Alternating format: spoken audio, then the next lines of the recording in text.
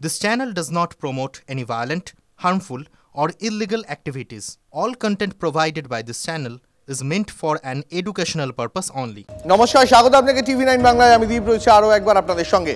শিক্ষাক্ষেত্রে সংস্কারের দাবি জানাতে গিয়ে জুটল পুলিশের লাঠি। এসএফআই এর বিকাশ ভবন অভিযানে ধুন্ধুমার, মিছিল আটকালে পুলিশের সঙ্গে ধস্তাধস্তি, পাল্টা লাঠিচার্জ। এসএফআই কর্মী সমর্থকদের টেনে হিঁচড়ে প্রিজন ভ্যানে তোলে পুলিশ। পুলিশের চোখ এড়িয়ে এসএফআই কর্মী সমর্থকরা বিকাশ ভবনের ভিতরেও ঢুকে পড়েন। এই মুহূর্তে আপনাদের একসঙ্গে একাধিক ফ্রেম দেখাচ্ছি। এই মুহূর্তে 5টা ফ্রেম দেখাচ্ছি আপনাদের। এসএফআই এর বিকাশ ভবন অভিযান, সেই অভিযানকে ঘিরে ধুন্ধুমার। প্রথমে ব্যারিকেড ভাঙার চেষ্টা করে এসএফআই কর্মী সমর্থকরা, পুলিশের সঙ্গে তাদের ধস্তাধস্তি বাঁধে। তারপর এসএফআই কর্মী সমর্থকদের সেখান থেকে তুলে প্রিজন ভ্যানে তুলতে চায় পুলিশ। প্রিজন ভ্যানে তোলার সময়ও পুলিশের সঙ্গে আবার ধস্তাধস্তি হয়। প্রিজন ভ্যানের সামনে শুয়ে পড়েন এসএফআই এর কর্মী মহিলা সমর্থকদের একটা বড় অংশ। আর একদিকে পুলিশের চোখে ধুলো দিয়ে বিকাশ ভবনের ভিতর ঢুকে পড়ে এসএফআই কর্মী সমর্থকদের একটা অংশ।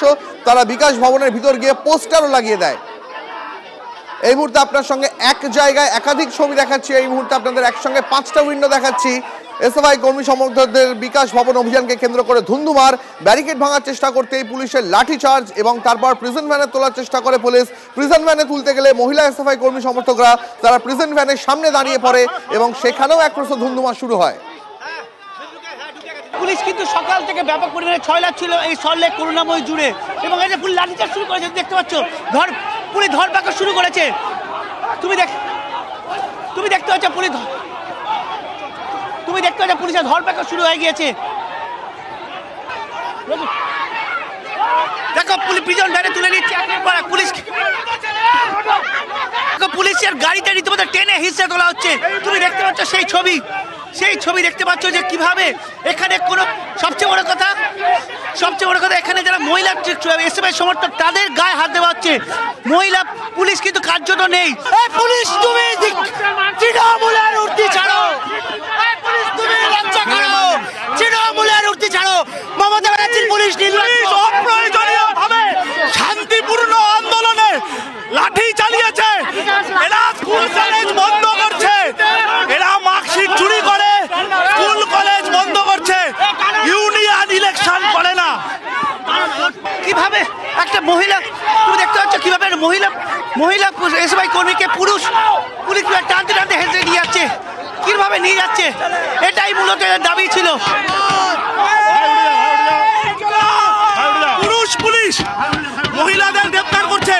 এই পুলিশ তিলোত্তমার খুনিদেরকে আড়াল করেছে, ধর্ষকদের আড়াল করেছে। স্কুল কলেজ বন্ধ হচ্ছে যারা তার প্রতিবাদ করতে এসেছিল ছাত্ররা, তার জন্য এই বর্বরতা। প্রিজন ভ্যানের সামনে সব শুয়ে পড়েছে, কোনো যেতে দেবে না। তুমি সেই ছবি দেখতে পাচ্ছ, তাদেরকে প্রিজন ভ্যানের সামনে তুমি দেখতে পাচ্ছ পুলিশ লাঠিচার্জ শুরু করেছে। আবার সাধারণ মানুষ নিজের অধিকারের জন্য এখানে এসছে, আর এই বর্বর পুলিশ ছাত্রছাত্রীদেরকে লাঠি পেটা করে অ্যারেস্ট করছে। এই শিক্ষা মন্ত্রকের আর এই সরকারের আমরা শেষ দেখে ছাড়বো। আমাদের পুলিশরা মোলেস্ট করেছে এইখানে, এই রাজ্যের বুকে মোলেস্ট করে পুলিশ। খোলা দিনের আলোর সময় মোলেস্ট করে। কোনো মহিলা পুলিশ ছিল না। এরা কি করে ধর্ষকদেরকে সাজা দেবে?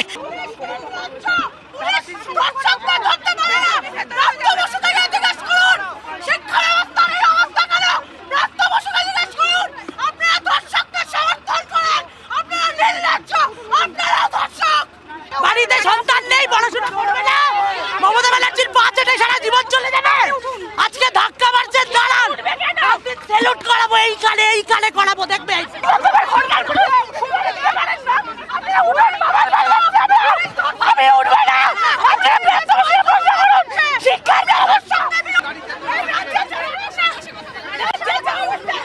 এই দলদাস পুলিশ এই চোরেদের পাশে দাঁড়াচ্ছে।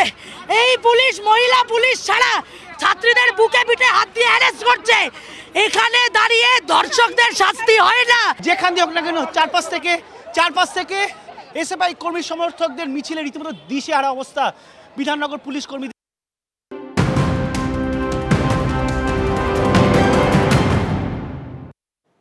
পরে খবরে নজর রাখবো। বাংকার উদ্ধারের 2 কিলোমিটারের মধ্যেই 2 রোহিঙ্গা গ্রেপ্তার। নদিয়া কৃষ্ণগঞ্জের ভারত বাংলাদেশ সীমান্ত থেকে গ্রেপ্তার 2 রোহিঙ্গা।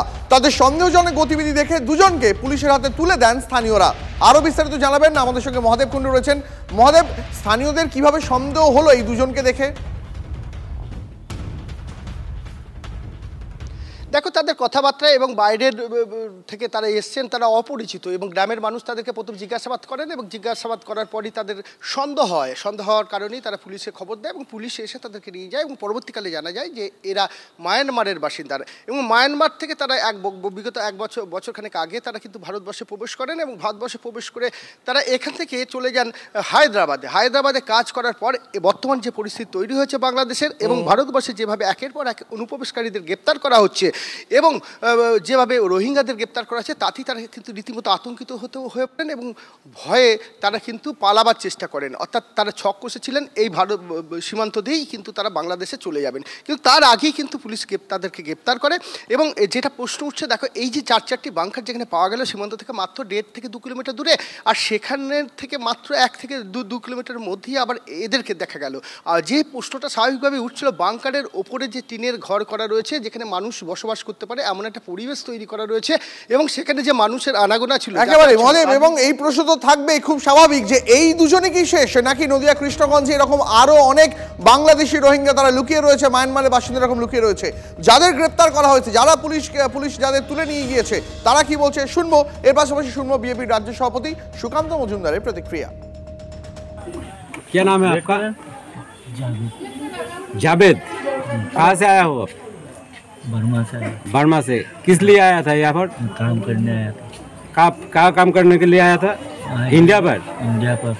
ये बांग्ला में क्या कैसे आया आप? हैदराबाद से आया था, वहाँ बांग्लादेश कैंप में जाने के लिए हैदराबाद से यहाँ पर आए। हैदराबाद से आया हो जी। यहाँ पर कहाँ पर आप यहाँ पहले कहीं भी नहीं आए। तो यहाँ पर आपको कैसे मिला? वो पार करने वाला से बात हुआ था। कितना रुपया के आपको साथ बातचीत हुआ था? 20,000। 20,000। आपको बाड़ी कहाँ है? मेरा घर बर्मा में। बर्मा क्या पास में आएगा? कुतवालम। हाँ, कुतवालम कैंप में अभी कौन में आएगा? एक में हम दूंगा। চোরাচালানকারীরা করে এবং এক্ষেত্রে পুলিশের ভূমিকা অত্যন্ত দুঃখজনক। পুলিশ এই ক্ষেত্রে চোরাচালানকারীদের হেল্প করে স্বাভাবিকভাবে, সেই জন্য জানা যায় না। একটি কেন্দ্রীয় সংস্থা বা বিএসএফ বা এই ধরনের যে কোনো বডি তখনই ভালো কাজ করতে পারে বা সেই সমস্ত রাজ্যে ভালো কাজ করে যেই সমস্ত রাজ্যে রাজ্য সরকার সেই বিএসএফের সাথে সহযোগিতা করে এবং একসাথে কাজ করে। দুটো ফোর্স একসাথে কাজ না করলে, পুলিশ এবং বিএসএফ একসাথে কাজ না করলে কোথাও বিএসএফ সফল হতে পারবে না।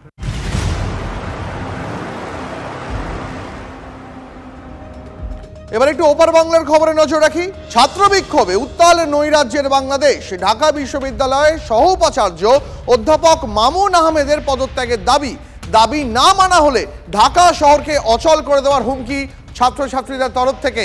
বেঁধে দেওয়া হয়েছে 4 ঘন্টার ডেডলাইন। আরো বিস্তারিত জানতে সুমন কল্যাণ ভদ্রের সঙ্গে কথা বলবো, আমাদের প্রতিনিধি। সুমন, 4 ঘন্টার ডেডলাইন তো প্রায় পেরিয়ে গেছে, এবার কি, এরপর কি? দেখো, কিছুক্ষণ আগেই যিনি এই সহ উপাচার্য রয়েছেন প্রফেসর মামুদ, তিনি কিন্তু একটা সাংবাদিক বৈঠক করেছেন এবং তার যে বক্তব্য ছিল কয়েকদিন আগে, যে বক্তব্যের জেরে আজকে বিরাট বড় একটা খারাপ অবস্থার দিকে বাংলাদেশ যাচ্ছে, সেই বক্তব্য থেকে তিনি সরে এসছেন এবং দুঃখ প্রকাশ করেছেন কিছুক্ষণ আগে। কিন্তু ছাত্রদের যে 6 দফা দাবি, সেই 6 দফা দাবির থেকে কিন্তু তারা এক পাও নড়ছেন না। তাদের আলটিমেটাম 4 ঘন্টা দেওয়া ছিল, কারণ গতকালকে আমরা শুনেছিলাম যে 24 ঘন্টার আলটিমেটাম দেওয়া ছিল। আজকে সকালবেলায় হঠাৎ করে তারা কিন্তু সাংবাদিক বৈঠক করেন এবং 4 ঘন্টার একটা আলটিমেটাম দেন। তাদের দাবি কি? 6 দফা দাবি রয়েছে মোট, এবং সেই দাবির মধ্যে একটা দাবি হচ্ছে এই ঢাকা বিশ্ববিদ্যালয়ের অধীনস্থ যে 7টি কলেজ রয়েছে তাদেরকে নিয়ে একটা বিশ্ববিদ্যালয় তৈরি করা হোক। কারণ এই ঢাকা বিশ্ববিদ্যালয় এবং এই 7টি কলেজের যারা ছাত্র, তাদের মধ্যেই কিন্তু মূলত দ্বন্দ্ব। এছাড়া গতকালকে যেভাবে হামলা চালানো হয়েছে, তাদের উপরে আক্রমণ চালানো হয়েছে, পুলিশ বেধড়ক পিটিয়েছে তাদেরকে গ্রেপ্তার করতে হবে। অর্থাৎ যারা অপরাধী পুলিশ রয়েছেন তাদেরকে গ্রেপ্তার করতে হবে। এই সব মিলিয়ে একটা ঘোরালো পরিস্থিতি তৈরি হয়েছে ঢাকা জুড়ে এবং নৈরাজ্যের সৃষ্টি হয়েছে বলাই যায়। কারণ একেবারে সুমন, অনেক ধন্যবাদ তোমাকে। নজর রাখো।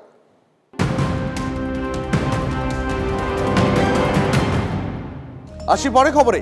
দোকান হাতাতে বাবাকে হাসুয়ার কোপ ছেলের, গুণধর ছেলের বিরুদ্ধে থানায় অভিযোগ দায়ের অসহায় বাবার। মালদার মোথাবাড়িতে চাঞ্চল্য, বাবার উপর হামলার পরেই গা ঢাকা দিয়েছে অভিযুক্ত সাফায়াত হোসেন। এই মুহূর্তে সিসিটিভি ক্যামেরার যে ফুটেজ আপনারা দেখতে পাচ্ছেন, বাবার দোকান হাতাতে বাবাকে কোপ ছেলের এবং তারপরে নিখোঁজ গুণধর ছেলের বিরুদ্ধে থানায় অভিযোগ দায়ের করেছেন অসহায় বাবা। ঠিক কি ঘটেছে, কি অভিযোগ জানবো মালদা থেকে সহকর্মী সুব্রতোষ রয়েছেন টেলিফোন লাইনে। সুব্রতোষ, আমরা যে সিসিটিভি ফুটেজ দেখতে পাচ্ছি চাঞ্চল্যকর একেবারে, বাবার ওপরে চড়াও ছেলে দোকান হাতানোর জন্য। হ্যাঁ দেখো, এটা হচ্ছে মোথাবাড়ি থানা এলাকার কাহালা গ্রাম। সেই কাহালা গ্রামে একটা পরিচিত দোকান, সেই দোকান বৃদ্ধ দীর্ঘদিন ধরে সেই ওষুধের দোকান চালিয়ে আসছে। বড় ছেলের বিয়ের পর থেকেই বড় ছেলের সম্পত্তি, বিশেষ করে এই ওষুধের দোকান হাতানোর চেষ্টা করতে থাকে। বড় ছেলে সাফায়াত হোসেন এর বিরুদ্ধে বারবার অভিযোগ তার বৃদ্ধ বাবাকে মারধর করার এবং এই দোকানটাকে হাতিয়ে নেওয়ার। এই নিয়ে গ্রামে একাধিকবার সালিশিও বসে, মানে গ্রাম্য বিচার, এবং তারপরেও কিন্তু বিষয়টা মেটেনি। গত কালকে হঠাৎ করে তালা মেরে দিয়ে সেই ঘরের দোকানে ঢুকে দুজন কর্মী ছিল, সেই কর্মীকে ভাগিয়ে দিয়ে তালা মেরে ছেলে চলে যায় দোকান দখল করার জন্য। এই অভিযুক্ত যে ছেলে যে বাবাকে কোপ মেরে পালিয়ে গেছে, কোথায় পালিয়ে যেতে পারে? পুলিশ কি তাকে এখনো পর্যন্ত কোনো ট্রেস খুঁজে পেয়েছে তার? না, ছেলের এখনো পর্যন্ত মানে পুলিশ তদন্ত শুরু করেছে, কিন্তু এখনো পর্যন্ত সেই ছেলে গ্রেপ্তার হয়নি। ছেলে এই মুহূর্তে সাফায়াত হোসেন কিন্তু মানে গা ঢাকা দিয়েছে। আমরা নিজেরাও তার মোবাইলে যোগাযোগ করার চেষ্টা করেছি। বুঝতে পেরেছি সুব্রতোষ, আপাতত তোমাকে অনেক ধন্যবাদ। ওষুধ আনতে যা খবর পেয়েছি যে দুটোই ছেলে বলছে যে আমাদেরকে দোকান থেকে বের করে দিল, বের করে দিয়া তালা মেরে দিল দোকানে। কে মারলো? সাফায়াত। তখন নিচ থেকে দুটো হাতুড়ি নিয়ে আসলাম, হাতুড়ি নিয়ে এসে ভাঙলাম তালা, ভেঙে আমি দোকান খুলে বসলাম। এই 2.5 মিনিটের মধ্যে ও মোটরসাইকেলে আসলো, এসে নতুন হাঁসুয়া আর নতুন ব্যাগ, এই ব্যাগে ভরে নিয়ে আসলো হাঁসুয়াটা, নিয়ে এসে আমাকে কাটছিল। এতে দুজন মিলে আমাকে ওইকে ধরেছে ছেলেকে, ওর নাম হচ্ছে সাফায়াত। মালদার বৈষ্ণবনগরে বিএসএফ ক্যাম্পের কাছ থেকে বোমা উদ্ধার, মেলার মাঠ থেকে তাজা বোমা উদ্ধার, বম স্কোয়াড এসে বোমাগুলিকে নিষ্ক্রিয় করেছে। কারা বোমা রেখে গেল তাও আবার বিএসএফ ক্যাম্পের এত কাছাকাছি, তদন্ত শুরু করেছে পুলিশ।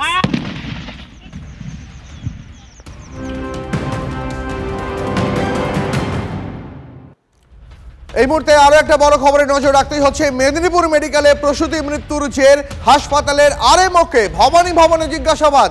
আরো বিস্তারিত জানাবেন সুজয় রয়েছেন সহকর্মী টেলিফোন লাইনে।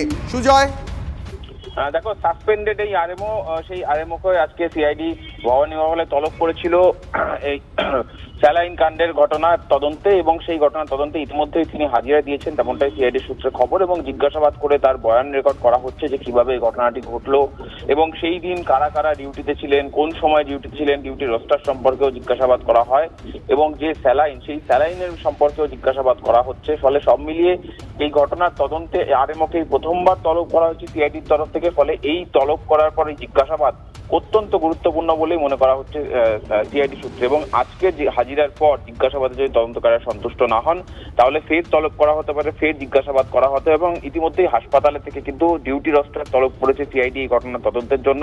এখনো পর্যন্ত ড্রাগ যে রিপোর্ট, সেই ড্রাগ রিপোর্টের অপেক্ষাতেও রয়েছে তদন্তকারীরা। ফলে সব মিলিয়ে সব দিক থেকে তদন্ত এগিয়ে নিয়ে যাওয়া হচ্ছে সিআইডির তরফে। সুজয়, অনেক ধন্যবাদ তোমাকে।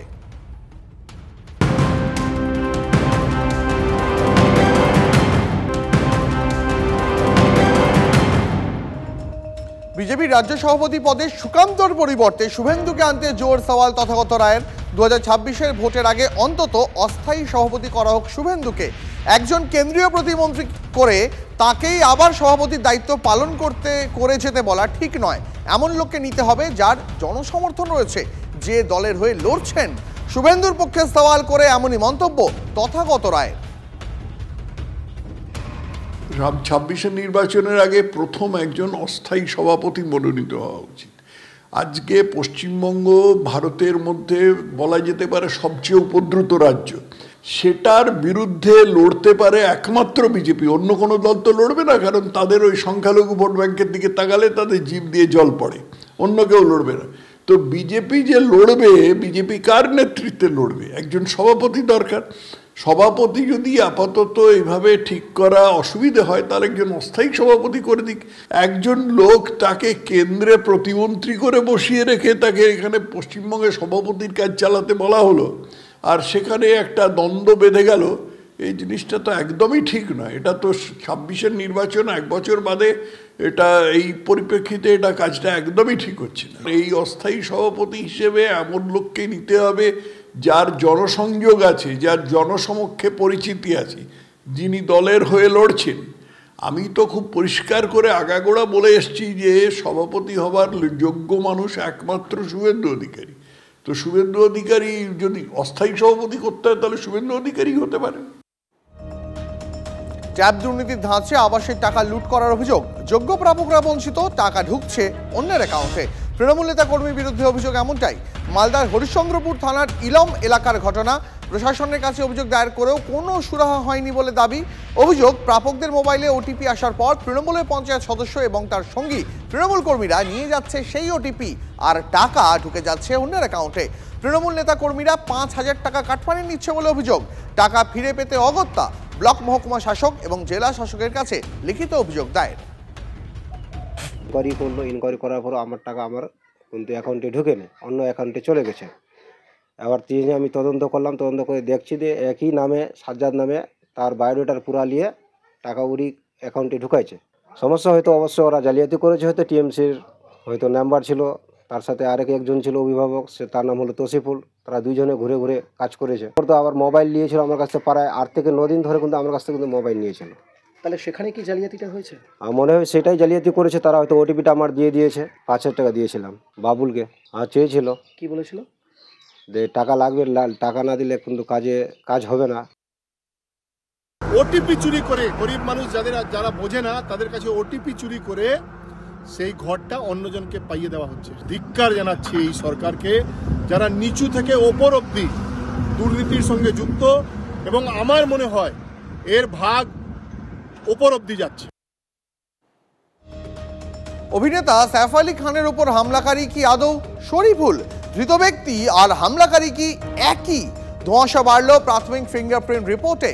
সূত্রের খবর, সাইফের বাড়িতে উদ্ধার হওয়া 19টি আঙুলের ছাপের মধ্যে কোনোটাই শরীফুলের নয়। বাংলাদেশ থেকে শরীফুলের বাবা আগেই দাবি করেছিলেন সিসিটিভি ফুটেজে দেখতে পাওয়া ব্যক্তি শরীফুল নয়। যদিও মুম্বাই পুলিশের দাবি এটা গুজব। আঙুলের ছাপ সংক্রান্ত চূড়ান্ত রিপোর্ট এখনো আসেনি। সিসিটিভির ব্যক্তি শরীফুলই কিনা জানতে মুখ শনাক্তকরণ পরীক্ষা করা হচ্ছে। আর এদিকে সাইফের উপর হামলার ঘটনা তদন্তে রাজ্যে এসেছে মুম্বাই পুলিশের টিম। খুকুমণি নামে একজনের নথি দিয়ে শিলিগুড়ি থেকে সিম কেনে শরীফুল। খুকুমণির খোঁজে নদিয়ার বড় আন্দুলিয়ায় তল্লাশি চালাচ্ছে মুম্বাই পুলিশ।